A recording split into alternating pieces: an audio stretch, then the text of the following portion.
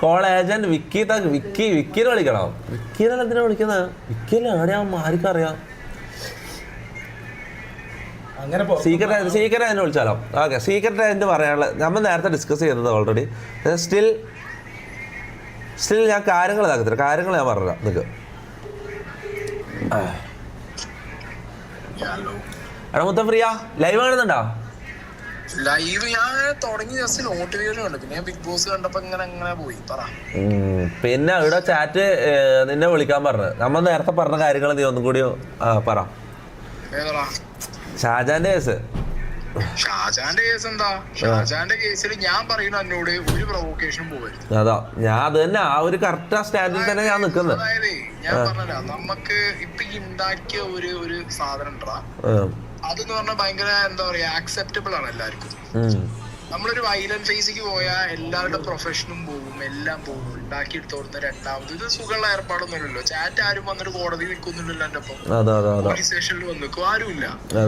ഈ മാസം എന്ന് പറഞ്ഞ ആൾക്കാരെന്നെ നാളെ എന്ത് പറയുന്ന അറിയോ? ഇതാണോ മാതൃക? തല്ലും പിടി ഉണ്ടാക്കുന്നതാണോ ചോദിച്ചിട്ട് തിരിച്ചു കുറ്റം പറയും. അതെ, ഇതല്ലേ 2 ദിവസത്തെ മാസം. ഇത് കഴിഞ്ഞാൽ ഇത് വേറെ രീതിയിലാണ് സംസാരം വരികയും ചെയ്യാം. പിന്നെ അവർക്കും അത്ര തന്നെ ഉള്ളൂ. 2 ദിവസം കണ്ടന്റ് അത് കഴിഞ്ഞ് കഴിഞ്ഞാൽ എന്തായി? ആ സാധനം പോയി. പിന്നെ ഇപ്പൊ എന്ത് ചെയ്താലും അവരാന്ന് ആർക്കും അറിയാത്തത്. എങ്ങനെ പോയാലും നമ്മളെ വ്യൂസ് അങ്ങോട്ടേക്ക് പോവുക, പിന്നെ നമുക്ക് ലാഭമില്ല. വിസിബിലിറ്റി അങ്ങോട്ടല്ലേ പോണത്. അതാ അതിന്റെ കാര്യമില്ലല്ലോ.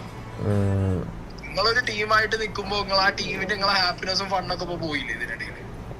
ചുമ്മാ വെറുതെ ഇത് അലമ്പ് കയറി വന്നിട്ട് കോൾ മരണനീശ് എന്നല്ല പറയുന്നത് സായിയുടെ ചാറ്റില്. അനീഷ് ആട്ടനെ വിളിക്കണ്ട. അനീഷ് ആട്ടനെ പിള്ളേർ ഇവിടെ സെബിച്ചനല്ല ഇവിടെ ആർഡർ റെഡി ആയിട്ട് എന്താ പ്രശ്നം? സെബിച്ചനിൽ ഇടപെട്ട് കഴിഞ്ഞാണ്ടല്ലോ.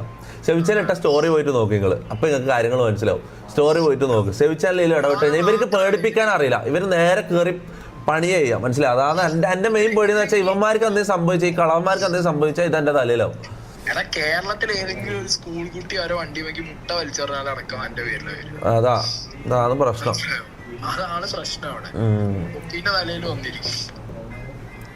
അപ്പൊ അതിനൊന്നും നിക്കണ്ട. നിയമം കോടതിയും കാര്യങ്ങളും ഉണ്ടല്ലോ. എന്തെങ്കിലും കൂടുതൽ പ്രശ്നം ഉണ്ടെങ്കിൽ 2 കൂട്ടർക്കും പോവാലോ.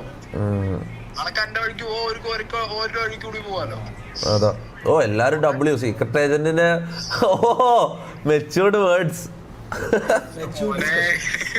Matured discussion.